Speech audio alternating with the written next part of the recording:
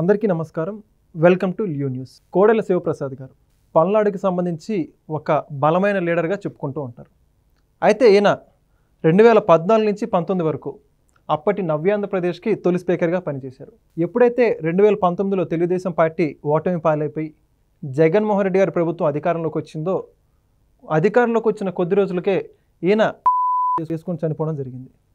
అయితే ఈయన గల కారణాలు ఎన్నో రకాలుగా తప్పుడు కేసులు బనాయించడం చెప్పేసి పలు రకాలైనటువంటి వార్తలు అవడం జరిగింది. అయితే ఇప్పుడు దానికి సంబంధించి ఎవరైతే రంజీ క్రికెటర్గా ఉన్నటువంటి నాగరాజు మీడియా ముందుకు వచ్చి మాట్లాడుతూ ఉన్నారు. ఏం మాట్లాడుతూ ఉన్నారంటే, విజయసాయిరెడ్డి గారు అప్పటి వైకాపా పెద్దలు కొంతమంది కేవలం కోడెల శివప్రసాద్ గారి మీద, అదేవిధంగా ఆయన కొడుకైనటువంటి కోడెల శివరాం గారి మీద కేసు పెట్టాలని తనను ఒత్తిడి తెచ్చినట్లు చెప్పుకొచ్చారు. మొత్తంగా ఈ అంశానికి సంబంధించి పూర్తి వివరాలు తెలుసుకునే ప్రయత్నం చేద్దాం. మనతో ఉన్నారు సీనియర్ పొలిటికల్ అనలిస్ట్ రాయేష్ అప్సాని గారు. సార్ నమస్కారం అండి. సార్, కోడెల శివప్రసాద్ గారు అంటే పల్నాటి పూలు అని చెప్పేసి వాళ్ళందరూ చెప్పుకుంటూ ఉంటారు.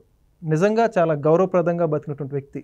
అటువంటిది ఎప్పుడైతే ఆయన చనిపోయాడని రాష్ట్ర ప్రజలందరికీ తెలిసిందో, రాష్ట్రం మొత్తం కూడా అసలు ఆత్మహత్య చేసుకొని చనిపోవడం కూడా నిజంగా చాలా బాధాకరం అని చెప్పేసి చెప్పుకోవాలి. అందుకు సంబంధించి ఇప్పటిదాకా దాన్ని ఒక కొలికి తీసుకొచ్చినటువంటి వ్యక్తులు ఎవరు కూడా లేరు. ఇప్పుడు తాజాగా ఆ రంజీ క్రికెట్ నాగరాజు వచ్చేసి క్షమాపణలు చెబుతూ ఉన్నాడు. నేనే ఆ కేసు పెట్టింది, ఆ కేసు పెట్టడానికి విజయసాయిరెడ్డి గారు వచ్చి కొంతమంది పేర్లు చెప్పుకుంటూ వచ్చి క్షమాపణలు చెబుతూ ఉన్నాడు. నిజంగా క్షమాపణలు చెబితే పోయిన ప్రాణం వచ్చిందంటారా? ఆ వ్యక్తులు అంతగా కోడెల శివప్రసాద్ గారి మీద అంటే తప్పుడు కేసులు పెట్టాల్సిన అవసరం ఏమొచ్చిందంటారు? ఈ ఉదంతం గురించి మీరేమంటారు? ఇప్పుడు ఏ వైసీపీ నాయకుడిని కదిలించినా, లేదు వైసీపీకి మద్దతుదారులైన విశ్లేషకులు, మేధావులు, వైసీపీకి మద్దతుగా మాట్లాడుతున్న వాళ్ళని ఎవరిని కదిలించినా, వైసీపీకి మద్దతుగా నిలుస్తున్న మీడియా సంస్థల్లో చర్చలను చూసినా, మనకి వాళ్ళు మాట్లాడే ప్రతి 10 మాటల్లో 6 సార్లు రెడ్ బుక్ అనే పేరు ప్రస్తావనకు వస్తూ ఉంది. ఆ పదం పదే పదే ప్రస్తావనకు వస్తూ ఉంది. ఎన్డీఏ కూటమి ప్రభుత్వం కక్షపూరిత చర్యలకు పాల్పడతా ఉంది. వైసీపీ నాయకుల్ని వెంటాడి వేధిస్తూ ఉన్నారు. కేసుల పేరిట బలవంతపు అరెస్టులు చేస్తూ ఉన్నారు. తప్పుడు కేసులు నమోదు చేస్తూ ఉన్నారు అని చెప్పని పదే పదే ఆరోపణ చేస్తూ ఉన్నారు. కానీ అసలు కక్షపూరిత చర్యలు ఏంటి అనేది జగన్మోహన్ రెడ్డి గారి ప్రభుత్వం, పాలకుడిగా జగన్మోహన్ రెడ్డి గారు ఆనాటి స్పీకర్ అంటే 2014-19 మధ్య కాలంలో విభజిత రాష్ట్రానికి మొట్టమొదటి స్పీకర్గా పనిచేసిన డాక్టర్ కోడెల శివప్రసాద్ గారి పట్ల వ్యవహరించిన తీరు, ఆయన్ని వెంటాడి వేధింపులకు గురి చేసిన తీరు, అవమానాలకు గురి చేసిన తీరు, కుట్రలు కుతంత్రాలతోటి, నేర స్వభావంతో అంటే కక్షపూరితంగా నాడు ఆయన పట్ల ఏ విధంగా వ్యవహరించారు అనేది, ఆ పరిస్థితుల్ని తట్టుకోలేని స్థితిలో మనోధైర్యాన్ని కోల్పోయిన డాక్టర్ కోడెల శివప్రసాద్ గారు చివరికి బలవన్మరణానికి పాల్పడ్డ పరిస్థితులు కూడా మనం గుర్తు చేసుకోవాలి. అసలు ఎవరి కోడెల శివప్రసాద్ గారు అంటే ఇంతగా ఒక ప్రభుత్వాన్ని లక్ష్యంగా చేసుకోవడానికి కారణం ఏంటి? ఇటువంటి సందర్భంలో ఖచ్చితంగా డాక్టర్ కోడెల శివప్రసాద్ గారి గురించి చర్చించి తీరాల్సిన అవసరం ఉంది. ఒక గ్రామీణ నేపథ్యం ఉన్న రైతు కుటుంబాన్ని నుంచి తన ప్రతిభతో మాస్టర్ ఆఫ్ సర్జన్ చేసిన, అత్యంత పేరు ప్రఖ్యాతులు ఉన్న సర్జన్గా నరసరావుపేట లాంటి గ్రామీణ ప్రాంతంలో డాక్టర్గా ప్రాక్టీస్ పెట్టి, చాలా కొద్ది కాలంలోనే పలానా కోటలో ఉన్న డాక్టర్ గారు, ఆయన హస్తవాసి చాలా మంచిది, ఆయన దగ్గరికి కనుక ఎటువంటి రోగబాధితుడైనా సరే ఆయన సంప్రదిస్తే చాలా త్వరగా ఆ వ్యాధి నుంచి బయటపడటానికి ఆస్కారం ఉంది అని చెప్పని పల్నాడు ప్రాంతం మొత్తం కూడా పేరు తెచ్చుకున్న, చాలా చిన్న వయసులోనే చాలా అద్భుతమైన ప్రతిభతోటి తనను తాను రుజువు చేసుకున్న డాక్టర్ కోడెల శివప్రసాద్ గారు. అటువంటి కోడెల శివప్రసాద్ గారు 1982 మార్చి 29వ తారీఖు ఎన్టీ రామారావు గారి ద్వారా ఏర్పాటు చేయబడ్డ తెలుగుదేశం పార్టీలో, 1983 జనవరి 5 జరిగిన ఎన్నికల్లో ఎన్టీ రామారావు గారి పిలుపు మేరకు తెలుగుదేశం పార్టీలో చేరి తెలుగుదేశం పార్టీ అభ్యర్థిగా నరసరావుపేట నుంచి 1983 ఎన్నికల్లో పోటీ చేయడం జరిగింది. వాస్తవంగా 1983లో ఆనాడు డాక్టర్ కోడెల శివప్రసాద్ గారు పోటీ చేసే నాటికి నరసరావుపేట కాదు, మొత్తం పల్నాడులో ఉన్న రాజకీయ స్థితిగతులు ఏంటి అంటే, ఆ నరసరావుపేట నుంచే రాష్ట్ర మాజీ ముఖ్యమంత్రి కాసు బ్రహ్మానందరెడ్డి గారు ప్రాతినిధ్యం వహించారు. వారి సోదరుడు కాసు వెంగళరెడ్డి గారు గుంటూరు జిల్లా పరిషత్ చైర్మన్గా పనిచేస్తున్నారు. వారి కుమారుడు కాసు కృష్ణారెడ్డి గారు, ఆయన కోడెల శివప్రసాద్ గారు రాజకీయ ప్రత్యర్థిగా పోటీలో ఉన్నారు. అంటే సుదీర్ఘ రాజకీయ నేపథ్యం ఉన్న కుటుంబానికి ప్రత్యర్థిగా డాక్టర్ కోడెల శివప్రసాద్ గారు అక్కడ ఎన్నికల్లో తలపట్టడం జరిగింది. అప్పటి వరకు ఆ ప్రాంతంలో ప్రజాస్వామ్యబద్ధంగా ఎన్నికల నిర్వహణ జరగల. కాసు వెంగళరెడ్డి గారు ఆదేశించేవారు, బూత్ క్యాప్చరింగ్ జరిగిపోయేది. ప్రజలకి ప్రజాస్వామ్యబద్ధంగా తమ ఓటు హక్కు ఉందనేది కూడా అక్కడ ప్రజలు మర్చిపోయిన పరిస్థితి. వారు అనుచరగణం బూత్ క్యాప్చరింగ్ తోటి వాళ్లే పోలింగు ముగిసిపోయిందని చెప్పని ఓటర్లకు చెప్పేవాళ్ళు. క్యూల్లో నిలబడే అవసరం లేకుండా, ఆ కష్టం లేకుండా ఓటర్లు వెళ్ళిపోయేవాళ్ళు. వీళ్ళే ఓట్లు గుద్దేసుకునేవాళ్ళు. అటువంటి స్థితి నుంచి డాక్టర్ కోడెల శివప్రసాద్ గారి రూపంలో ఎదురైన సవాలు కాసు కుటుంబానికి ఓటమి మిగిల్చింది. ఆ ఓటమి చివరికి వాళ్ళకు ఒక అలవాటుగా మారింది. ఎందుకంటే కోడెల శివప్రసాద్ గారు ఆ ఎన్నిక నుంచి వరుసగా 5 సార్లు 1983, 85, 89, 94, 99 అంటే 1983 నుంచి 2004 వరకు వారు అక్కడ శాసనసభ్యులుగా కొనసాగటం 21 సంవత్సరాల పాటు కొనసాగటం జరిగింది. అటువంటి స్థితి నుంచి 2004, 2009లో వారు ఓటమి చెందిన తర్వాత 2014 ఎన్నికల నాటికి వారు సత్తెనపల్లి నుంచి పోటీ చేయడం జరిగింది. ఇక్కడ గమనించుకుంటే నరసరావుపేటలో కానీ, నరసరావుపేట పరిసర ప్రాంతాల్లో కానీ, ఇవాళ కోటప్పకొండ కానీ, పల్నాడు ప్రాంతంలో కానీ కోడెల శివప్రసాద్ గారి అభివృద్ధి అనేది, వారి మార్క్ అభివృద్ధి అనేది ఏ ప్రాంతానికి వెళ్ళినా మన కళ్ళ ముందు స్పష్టంగా కనిపిస్తూ ఉంటుంది. గుంటూరు జిల్లాలోనే సుదీర్ఘకాలం అటు ఎన్టీ రామారావు గారి క్యాబినెట్లో, ఇటు చంద్రబాబు నాయుడు గారి క్యాబినెట్లో మంత్రిగా కొనసాగి గుంటూరు జిల్లాలో సుదీర్ఘకాలం మంత్రిగా కొనసాగిన రికార్డు ఈనాటికి డాక్టర్ కోడెల శివప్రసాద్ గారిదే. తెలుగుదేశం పార్టీ ఆవిర్భావం తర్వాత జరిగిన 2019 ఎన్నికల నాటికి 9 అసెంబ్లీ ఎన్నికలు జరిగినాయి. 9 ఎన్నికల్లో కూడా వారు పోటీ చేయడం జరిగింది. 6 సార్లు నెక్కడం జరిగింది. 2004, 2009, 2019 3 ఎన్నికల్లో వారు ఓడిపోవడం జరిగింది.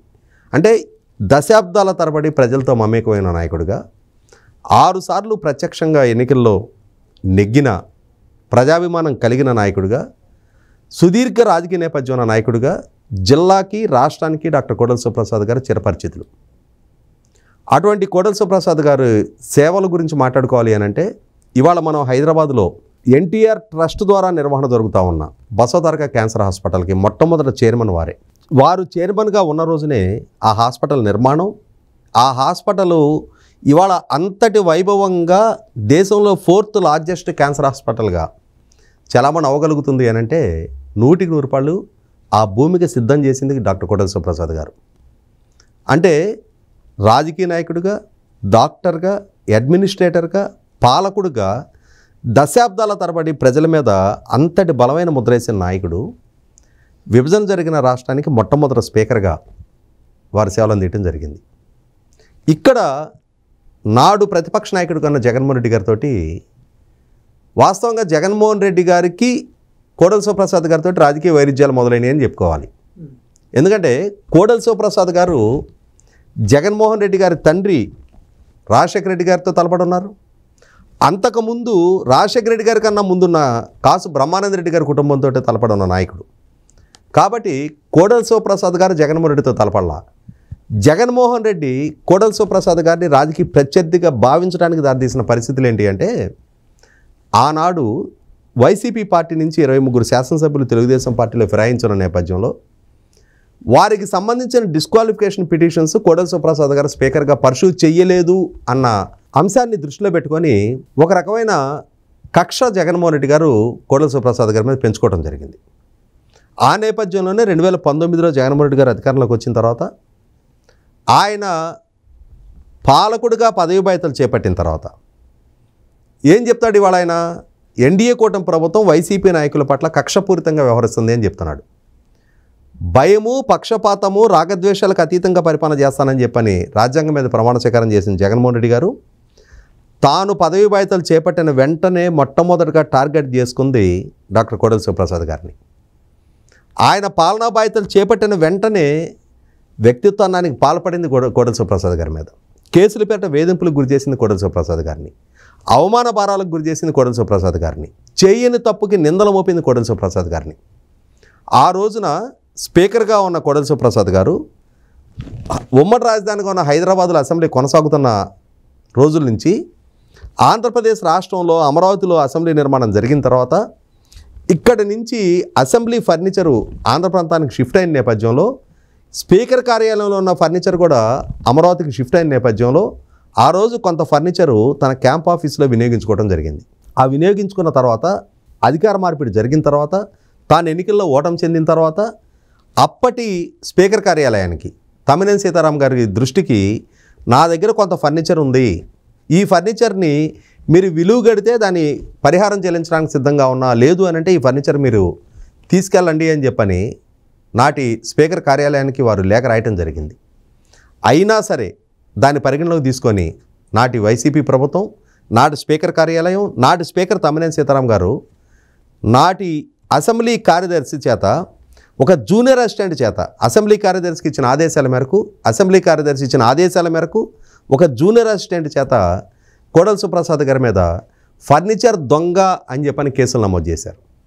నాడు సత్తెనపల్లిలో డాక్టర్ శివప్రసాద్ గారి మీద 2019లో ఎన్నికైన అంబటరాంబాబు, అలాగే నరసరావుపేటలో 2009 ఎన్నికల్లో ఆయన మీద నెగ్గున్న డాక్టర్ గోపిరెడ్డి శ్రీనివాసరెడ్డి, వారు ఇరువురు కూడా కోడెల శివప్రసాద్ గారిని జగన్మోహన్ రెడ్డి గారి ఆదేశాల మేరకు వ్యక్తిత్వానికి పాల్పడుతూ వచ్చారు, అవినీతి ఆరోపణలు చేస్తూ వచ్చారు, మానసిక వేదనకు గురి చేస్తూ వచ్చారు, వెంటాడి వేధించారు, ఆయన మనోస్థైర్యాన్ని కోల్పోయే పరిస్థితులు సృష్టించారు.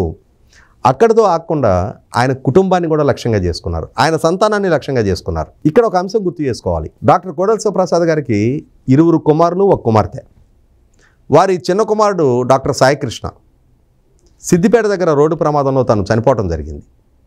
అటువంటి స్థితిలో సహజంగానే ఏ తండ్రికైనా తన కళ్ళ ముందు తన కొడుకు అంత చిన్న వయసులో ఆ విధంగా చనిపోతే ఎవరికైనా మనోవేదన ఉంటుంది. ఇటువంటి స్థితిలో జగన్మోహన్ రెడ్డి గారి ప్రభుత్వం తన మిగిలిన 2 సంతానాన్ని లక్ష్యంగా చేసుకుంటున్నారు. వారి మీద అవినీతి ఆరోపణలు చేస్తూ ఉన్నారు.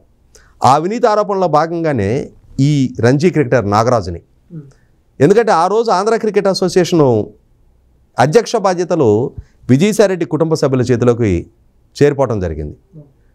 నాటి అధ్యక్షుడిగా ఉన్న గోకరాజు గంగరాజు గారిని తప్పించి విజయసాయిరెడ్డి గారి అల్లుడు అన్న శరత్చంద్రారెడ్డికి ఆంధ్ర క్రికెట్ అసోసియేషన్ బాధ్యతలు అప్పజెప్పిన నేపథ్యంలో ఆ రోజు క్రికెటర్ల భవిష్యత్తు నిర్దేశించే స్థాయిలో ఉన్న విజయసాయిరెడ్డి కుటుంబం ఒక రంజీ క్రికెటర్ని, శ్రీకాకుళం జిల్లాకు సంబంధించిన నాగరాజు అనే రంజీ క్రికెటర్ని అతన్ని ప్రలోభపెట్టి, నువ్వు డాక్టర్ కోడెల శివప్రసాద్ గారి కుటుంబం మీద ఒక చీటింగ్ కేసు నమోదు చేయి, నిన్ను టీంలో సెలెక్ట్ చేయించడం కోసం ఇన్ఫ్లుయెన్స్ చేస్తాను అని చెప్పని డాక్టర్ శివరాం నీ దగ్గర 20 లక్షలు తీసుకున్నట్టుగా ఇవాళ తిరిగి ఆ డబ్బు ఇవ్వట్లేదు అని చెప్పని ఒక చీటింగ్ కేసు నమోదు చేయి అని చెప్పని ఆ రోజు విజయసాయిరెడ్డి అలాగే గోపిరెడ్డి శ్రీనివాసరెడ్డి ప్రేరేపించిన నేపథ్యంలో ఈ నాగరాజు డాక్టర్ కోడెల శివప్రసాద్ గారి మీద, డాక్టర్ శివరాం మీద చీటింగ్ కేసు నమోదు చేయడం జరిగింది. అటువంటి పరిస్థితుల్లోనే ఈ అధికార పార్టీ నాయకులు నీ కొడుకుని ఇప్పుడు అరెస్ట్ చేయబోతున్నాం, అప్పుడు అరెస్ట్ చేయబోతున్నాం అని చెప్పని ఆయన్ని వెంటాడి వేధించిన నేపథ్యంలోనే మనోస్థైర్యాన్ని కోల్పోయిన డాక్టర్ కోడెల గారు ఆ రోజు బలవన్మరణానికి పాల్పడటం జరిగింది. సంవత్సరాలు గడిచాయి. కోడెల గారు మన ముందు ఒక జ్ఞాపకంగా మిగిలిపోయారు. కానీ ఈనాటికి నరసరావుపేట ప్రాంతంలో అయినా, కోటప్పకొండ ప్రాంతంలో అయినా ఆయన అభివృద్ధి చిహ్నాలు ఏంటి అనేది, ఆఖరికి బసవతారక క్యాన్సర్ హాస్పిటల్కి వెళ్ళినా కూడా అక్కడ ప్రతి ఇటుకలో ఆయన శ్రమ, కృషి, ఆయన సర్వీసెస్ మన కళ్ళకు కనిపిస్తూ ఉంటాయి.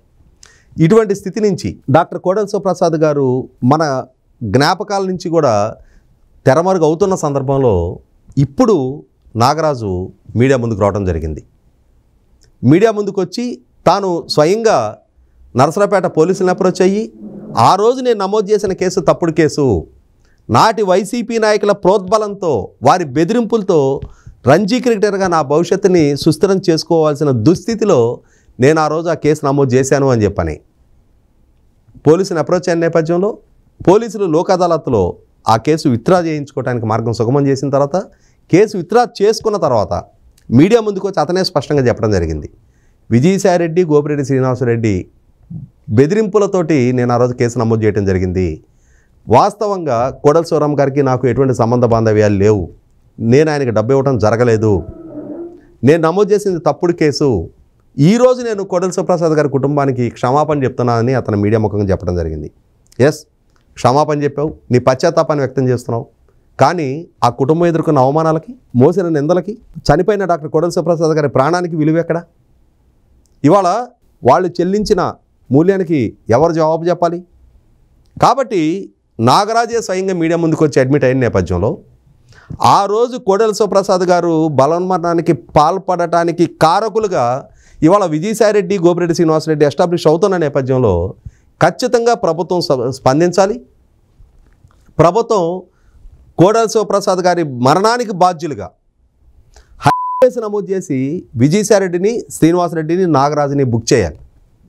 ఇవాళ మన కళ్ళ ముందు సజీవంగా ఉన్న ఈ రాష్ట్రానికి, ఈ సమాజానికి ఇంతటి సేవలు అందించిన ఒక విలువైన డాక్టర్ని, ఎందుకంటే ఆయన బతికుంటే రాజకీయ నాయకుడిగా ఆయన ప్రస్థానం ముగిసిందా కొనసాగిందనేది అప్రస్తుతం. కానీ కొన్ని వేల మంది ఆయన పేషెంట్లకి ఆయన సర్వీసెస్ లేకుండా చేశారు. ఇటువంటి స్థితిలో ఖచ్చితంగా దానికి తగిన మూల్యం చెల్లించాల్సిన బాధ్యత విజయసాయిరెడ్డికి, గోపిరెడ్డి శ్రీనివాసరెడ్డికి కల్పించాల్సిన బాధ్యత ప్రభుత్వం మీద ఉంది. ప్రభుత్వం సుమోటగా ఈ అతని కన్ఫెషన్ని పరిగణలోకి తీసుకోవాలి. ఇవాళ లైవ్ మీడియాలో అతను చెప్పున్న నేపథ్యంలో లక్షలాది మంది, కోట్లాది మంది ప్రజలు చూస్తున్న నేపథ్యంలో ఇక్కడికి ఇంకొక అంశం కూడా గుర్తుంచుకోవాల్సింది ఏంటి అంటే, నిజం గడప దాటక ముందే అబద్ధం ప్రపంచాన్ని చుట్టొస్తుంది అన్నట్టుగా ఆ రోజు వీళ్ళు చేసిన విష ప్రచార నేపథ్యంలో సగటు తెలుగుదేశం అభిమాని కూడా నిజంగానే డాక్టర్ కోడెల గారు, ఆయన సంతానం సత్తెనపల్లిలో అవినీతి అక్రమాలకు పాల్పడ్డారు అని చెప్పని నమ్మారు. ఆ రోజు మోరల్గా ఆయనకు అండగా నిలవాల్సిన తెలుగుదేశం శ్రేణులు కూడా నిజంగానే కోడెల శివప్రసాద్ గారి సంతానం అవినీతిలో ఇన్వాల్వ్ అయ్యారు అని చెప్పనే ఒక నిర్ణయానికి వచ్చిన నేపథ్యంలో ఆయన ఒంటరివాడయ్యాడు. ఆ రోజు ఆ పరిస్థితులు సృష్టించింది నాటి ప్రభుత్వం, నాటి పాలకులు. అందులో భాగస్వాములైంది విజయసాయిరెడ్డి, గోపిరెడ్డి శ్రీనివాసరెడ్డి. ఒక్క క్షణం కూడా వాళ్ళ బయట స్వేచ్ఛగా వాయువులు పీల్చుకోవడానికి వీల్లేదు. 100కి 100 పాళ్ళు ప్రభుత్వం ఇమ్మీడియట్గా కేసులు నమోదు చేయాలి, వాళ్ళని అరెస్ట్ చేయాలి. ఈరోజు కోడెల శివప్రసాద్ గారి స్థాయి వ్యక్తికే ఈ పరిస్థితి పట్టించిన తర్వాత గత 5 సంవత్సరాల కాలంలో సామాన్య ప్రజల పరిస్థితి ఏంటి? ఎంతమంది వేధింపులకి, అక్రమ కేసులకి బలయ్యారు? ఎంతమంది బలవన్మరణాలకు పాల్పడే పరిస్థితులు ఉత్పన్నమైనవి? ఇదే జగన్మోహన్ రెడ్డి గారు ఎన్డీఏ కూటమి ప్రభుత్వం అధికార బాధ్యతలు చేపట్టిన నెల రోజులకి ఢిల్లీలో నేషనల్ మీడియా ముందు ధర్నాలు పెట్టి అక్కడ నేషనల్ మీడియాకి ఏం చెప్పాడు? నెల రోజులకి ఏ హత్యలు జరగకున్నా, ఏ ఆత్మహత్యలు జరగకున్నా కూడా అతను ఏం చెప్పాడు? ఆ రోజు ఎన్డీఏ కూటమి ప్రభుత్వం అధికార బాధ్యతలు చేపట్టిన ఈ నెల రోజుల్లో 36 రాజకీయ హత్యలు జరిగాయి. 35 మంది ఈ ప్రభుత్వ వేధింపులు తాళలేక మా కార్యకర్తలు ఆత్మహత్యలు చేసుకున్నారు. 300 హత్యాయత్నాలు జరిగినాయి. 560 ప్రైవేట్ ఆస్తులు ధ్వంసమైనవి.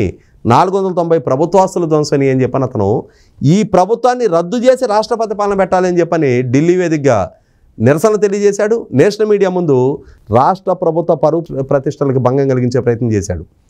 అంటే తప్పు జరగకున్నా, హత్యలు జరగకున్నా, ఆత్మహత్యలు జరగకున్నా అతను ఈ ప్రభుత్వం మీద నిందలు మోపాడు. ఈ ప్రభుత్వాన్ని దేశవ్యాప్తంగా బదనాం చేసే ప్రయత్నానికి పాల్పడ్డాడు. కానీ తాను పాల్గొడుగా ఉన్న రోజు ఈ రాష్ట్రంలో సుదీర్ఘ నేపథ్యం ఉన్న ఒక రాజకీయ నాయకుడికి ఎటువంటి గతి పట్టించాడు అని చెప్పని కోడెల శివప్రసాద్ గారు ఉదంతం కళ్ళ ముందు స్పష్టంగా కనిపిస్తుంది. ఈరోజు నాగరాజు ఇచ్చిన స్టేట్మెంట్ తోటి అది అధికారికంగా ధృవీకరణ అవుతూ ఉంది. ఇటువంటి నేపథ్యంలో ఖచ్చితంగా ప్రభుత్వం స్పందించాల్సిందే. డాక్టర్ గోపిరెడ్డి శ్రీనివాసరెడ్డిని, విజయసాయిరెడ్డిని హత్యాయత్నం కూడా కాదు, కేసులో అరెస్ట్ చేయాల్సిందే. నాడు జరిగిన కోడెల శివప్రసాద్ గారిది హత్యగా కాకుండా హత్యగా ప్రభుత్వం పరిగణించాల్సిందే. ఇవాళ నేరం చేసిన వాడితో పాటు నేరాన్ని ప్రేరేపించిన వాడు కూడా శిక్షార్హుడే. కాబట్టి ఈ నేరాన్ని ప్రేరేపించిన, ఈ నాగరాజ్ చేత ఈ కేసు పెట్టించిన కోడెల శివప్రసాద్ గారికి ఇటువంటి స్థితిగతులు కల్పించిన ఏ ఒక్కరిని ఎక్స్క్యూజ్ చేయాల్సిన అవసరం లేదు. Thank you. Please subscribe to Leo News for more videos.